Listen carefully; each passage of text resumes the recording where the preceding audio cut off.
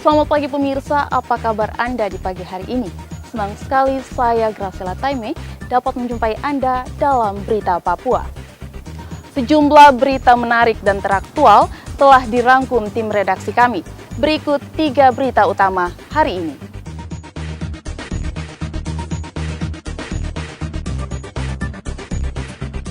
Usai disemayamkan di Aula Lantamal Mimika, 2 jenazah prajurit korban penembakan KKB diterbangkan ke Kendari dan Kupang.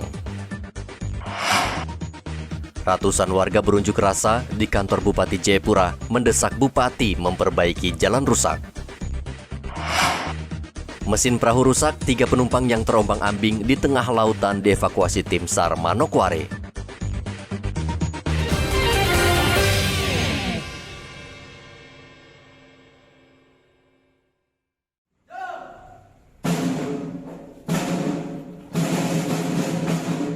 Setelah disemayamkan di markas Angkatan Laut Mimika, 2 jenazah prajurit Satgas Mupe Marinir yang gugur ditembak kelompok teroris Paratis di Kabupaten Duga Senin pagi kemarin diserahkan ke keluarga. Pelepasan jenazah dilangsungkan dengan upacara militer. Kedua prajurit yang gugur adalah Letu Anumerta Muhammad Iqbal dan Praka Anumerta Wilson Anderson. Kedua jenazah dibawa ke Bandara Moses Kilangin dengan pengawalan ketat. Letu Anumerta Muhammad Iqbal diterbangkan ke Kendari, Sulawesi Tenggara, dan Praka Anumerta Wilson Anderson diterbangkan ke Kupang, Nusa Tenggara Timur. Ini hari Senin tanggal 28 Maret 2022, bahwa tadi pagi jam 8.30 waktu Indonesia Timur telah dilaksanakan upacara pengantaran jenazah, dilaksanakan di Aula Lanal di Timika, kemudian dilanjutkan pengantaran jenazah ke tempat masing-masing. Untuk Pratu Wilson Anderson diantarkan menggunakan pesawat TNI AU menuju ke Kupang NTT, dan Letnan 1 Muhammad Iqbal menggunakan pesawat Lion diantar menuju ke Kendari, diantar ke rumah masing-masing. Kelompok kriminal bersenjata sebelumnya menyerang pos TNI di Kampung Kuare, Kabupaten Duga, Sabtu lalu. Serangan yang dilakukan KKB, pimpinan Egyanus Kogoya tersebut, menyebabkan 2 prajurit gugur dan 8 prajurit terluka. Aparat gabungan masih memburu pelaku yang diduga melarikan diri ke distrik Mapenduma. Dari Mimika, Papua, Igobat Momolin melaporkan.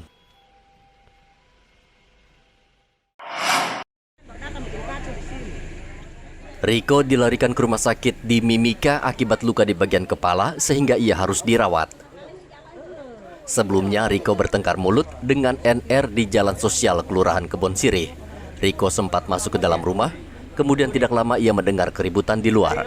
Saat keluar rumah, ia dikeroyok 5 orang. Riko menderita luka di kepala dan memar di wajah sehingga ia harus dibawa ke rumah sakit. Polisi yang menerima laporan langsung menuju lokasi, namun para pelaku sudah melarikan diri. Tiba-tiba si korban ini diserang oleh pelaku yang berinisial N dan rekan-rekannya. Korban dianiaya lalu dikeroyok sebanyak 5 orang, dipukul dengan menggunakan alat pemukul besi atau biasa masyarakat sebut doka. Doka itu doti karung, alat pemukul dari besi, hingga mengakibatkan luka robek bagian kepala dan memar di sekujur tubuhnya. Setelah melakukan penganiayaan tersebut, para pelaku melarikan diri ke arah Jalan Ahmad Yani. Polisi meminta korban segera membuat laporan agar para pelaku bisa segera ditangkap dan diproses secara hukum. Dari Mimika, Papua, Igobat Momolin melaporkan.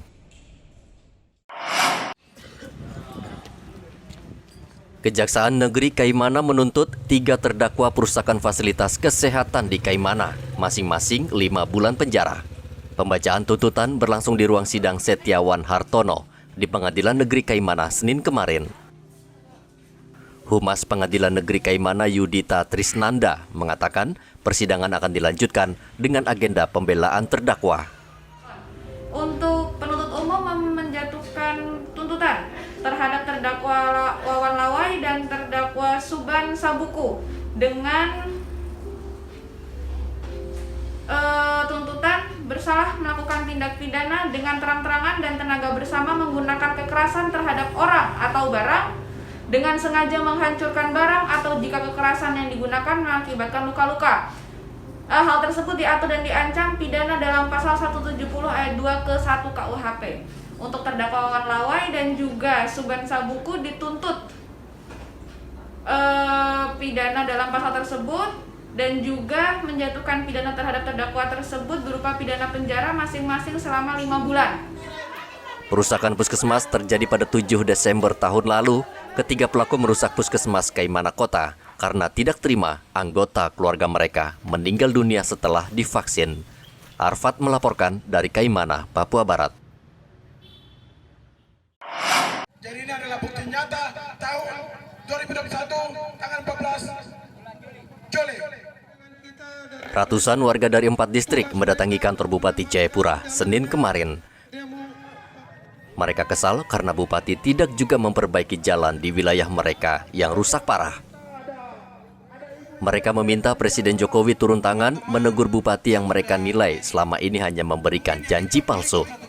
Pengunjuk rasa melakukan konvoi dari Kertosari menuju pusat kota Sentani, lalu singgah di kantor Bupati Jayapura untuk menyampaikan aspirasi. Namun tidak satupun pejabat yang datang menemui para pengunjuk rasa.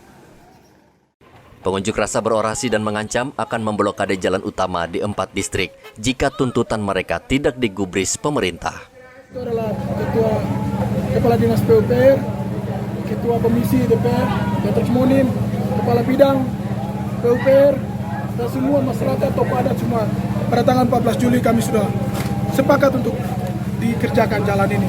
Mereka janji bahwa pada bulan November 2021 mereka akan kerjakan jalan ini. Tapi itu hanya janji. Mereka setelah kami tunggu di bulan yang mereka bilang untuk tahun depan. Tahun depan di tahun 2022 bulan 2 jalan akan dikerjakan. Tapi itu janji juga. Setelah bulan 3 kami cross check bahwa kita cek ke PUPR bahwa janji itu hanya 0 besar. Kita cek ke DPR, janji itu juga 0 besar. Jadi kami ambil sikap, kami punya material KLC, kami punya perusahaan 10 perusahaan besar yang ada di Kabupaten Jayapura. Bahkan di provinsi ini, BIP, Adikarya, Agung Mulia, Modern, semua ada di wilayah kami. Tapi kenapa jalan kami tidak kerjakan? Dari itu kami rapat, kami satukan barisan, hari ini kami tutup, tidak ada kegiatan GLNC atau aspal yang keluar dari wilayah kami. Sampai material itu pakai untuk kerjakan jalan kami. Kalau tidak, kami tidak akan buka palang. Itu saja kesepakatan kami minta dukungan masyarakat bersama-sama, kami tutup jalan, material yang ada di wilayah kami pakai kerja jalan. Demikian bisa kami sampaikan, kami harap Bapak Presiden Jokowi jelas sekali di spanduk kami minta Presiden Jokowi jawab. Kami tidak perlu lagi provinsi ataupun kabupaten, kami minta Presiden Jokowi jawab untuk kerjakan jalan Sentani Depan. Masyarakat di 4 distrik ini berharap aspirasi yang disampaikan didengar Presiden sehingga perbaikan jalan bisa dipercepat. Puluhan tahun warga di 4 distrik ini kecewa karena jalan rusak parah dan tidak diperbaiki. Mereka terpaksa memblokade jalan Sentani Depapre. Arthur melaporkan dari Kabupaten Jayapura, Papua.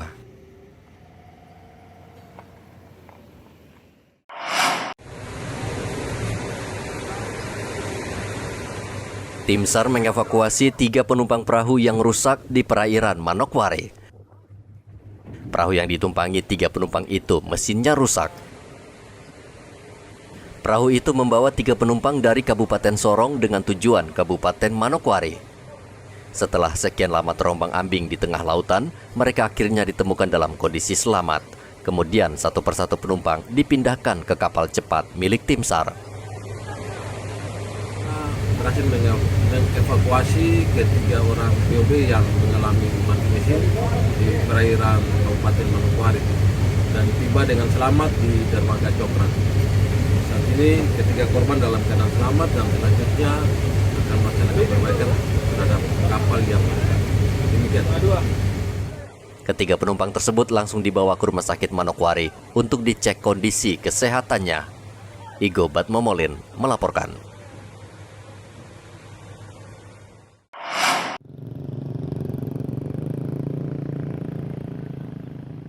Polisi memastikan situasi di Dekai, Kabupaten Yaukimo saat ini aman pasca kericuhan yang terjadi 15 Maret lalu. Suasana di jalan utama juga lancar dan warga sudah bisa beraktivitas seperti biasa. Warga yang sempat mengungsi di Mapolres kini sudah kembali ke rumah masing-masing. Kabid Humas Polda Papua Kombes Ahmad Kamal mengatakan warga diminta beraktivitas seperti biasa dan polisi menjamin keamanan warga. Ya, masyarakat sudah melaksanakan aktivitas, membuka beberapa ruko dan kemudian kegiatan-kegiatan kemasyarakatan lainnya. Kita nampak di jalan di Subang 3 di sekitar pasar atau ruko-ruko yang ada di sini, masyarakat ulu alang baik jual beli dan mereka datang untuk kepentingan pribadinya. Ya, situasinya seperti ini. Alhamdulillah, mudah-mudahan kita semua dapat menjaga situasi Kamtimas di wilayah Kabupaten Riau Timur, dan mudah-mudahan dengan situasi aman tentram tentu akan menghantarkan pembangunan di Riau Timur semakin baik dan semakin maju. Dan ini semua dapat dirasakan oleh masyarakat yang ada di Riau Timur dan masyarakat yang datang ke Riau Timur untuk melihat potensi alam yang sangat luar biasa di Kabupaten Riau Timur. Polisi juga meminta warga tidak terpengaruh isu provokatif yang sengaja dihembuskan berbagai pihak. Kericuhan terjadi 15 Maret lalu. Ribuan warga berunjuk rasa menolak pemekaran Provinsi Papua menjadi 4 provinsi. Setelah unjuk rasa bubar, mereka tiba-tiba bertindak anarkistis dan membakar sejumlah rumah toko, sehingga polisi membubarkan mereka. Akibat kericuhan ini, 2 pengunjuk rasa tewas dan sejumlah polisi terluka. Arthur melaporkan dari Yahukimo, Papua.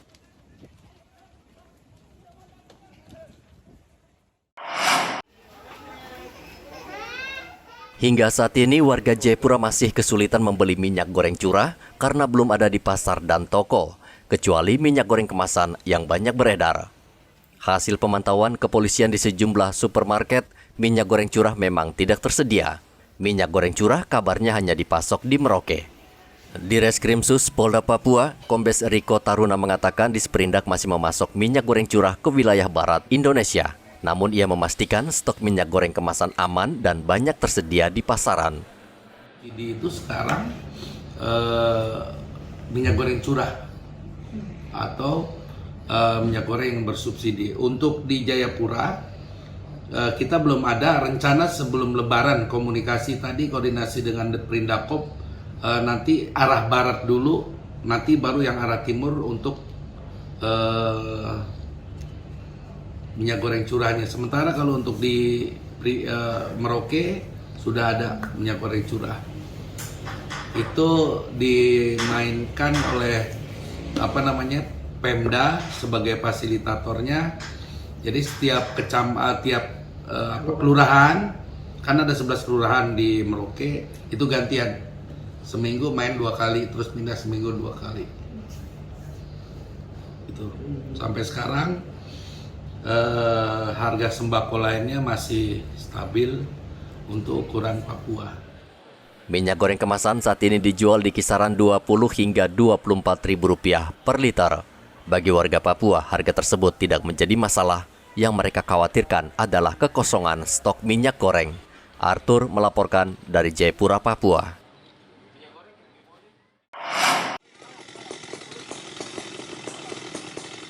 Untuk meningkatkan taraf ekonomi warga Ifar Gunung Sentani, Kabupaten Jayapura, polisi mengajarkan mereka membuat tepung sagu.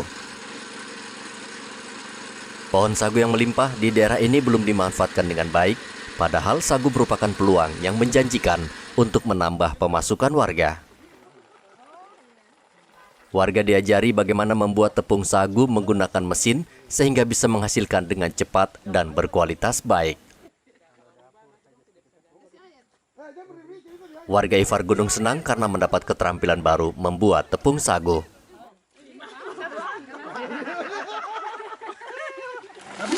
Ya, kita di sini cuma masyarakat biasa, tapi kita punya pohon sagu. Jadi ada dari Bapak Kepolisian yang datang untuk mau belajar kita untuk buat sagu. Jadi kita rasa bersyukur, terima kasih banyak kepada Bapak yang bisa datang ke sini untuk bantu kami, ajar kami dalam olah sagu ini. Pelatihan pembuatan tepung sagu dilakukan secara bertahap dari rumah ke rumah kepala suku, sehingga keterampilan lebih cepat ditularkan kepada warga. Arthur melaporkan dari Kabupaten Jayapura, Papua.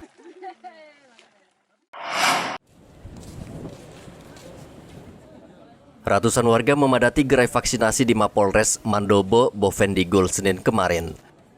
Mereka antri untuk mendapatkan vaksinasi. Kali ini petugas menyediakan 200 dosis vaksin, 30 dosis vaksin untuk anak-anak, 20 dosis untuk lansia, dan 150 dosis untuk vaksinasi ketiga. Kapolda Papua Irjen Matius Fakiri mengatakan untuk menarik warga agar mau divaksin, polisi menyediakan sembako gratis. Kita Papua memang membutuhkan kerja bersama untuk vaksin, karena dari standar nasional kita paling di bawah. Kita mengejar yang lain tentunya tidak mungkin, sehingga Bovendigul yang saya tetapkan sebagai daerah transit, saya sangat berharap ini bisa di akhir bulan Maret ini bisa mencapai 80. Mudah-mudahan bisa Pak Bupati ya. Nah, ini semua masyarakat yang belum vaksin saya sangat mengharap untuk bisa vaksin. Kalau semua bisa vaksin, tentunya herd immunity di Kabupaten Bovendigul terjaga. Kita tentunya tidak akan rentan terhadap virus COVID-19 yang kita tahu dia telah berubah bentuk. Terjadi, kita berharap tidak lagi varian baru dari yang ada sekarang bisa menjadi turun terus dan mudah-mudahan menjadi apa bahasa kesehatan itu yang tahu Pak Dokter, dari endemis menjadi endemis ya. Mudah-mudahan ini bisa menjadi hal baik bagi kita. Tentunya ini juga sangat berbaik bagi pemerintah dan masyarakat, bisa menumbuhkan perekonomiannya. Kalau tumbuh perekonomian di semua kabupaten, tentunya ini akan memberikan kontribusi bagi keamanan. Saat ini capaian vaksinasi di Bovendigul sudah mencapai 75% atau 23.000 dari target 31.000 orang. Arthur melaporkan dari Bovendigul, Papua. Pemirsa, informasi tadi sekaligus mengakhiri jumpa kita dalam Berita Papua. Saya Graciela Taime mewakili kerabat kerja yang bertugas menyampaikan terima kasih, selamat beraktivitas, sampai jumpa. Wanyambe.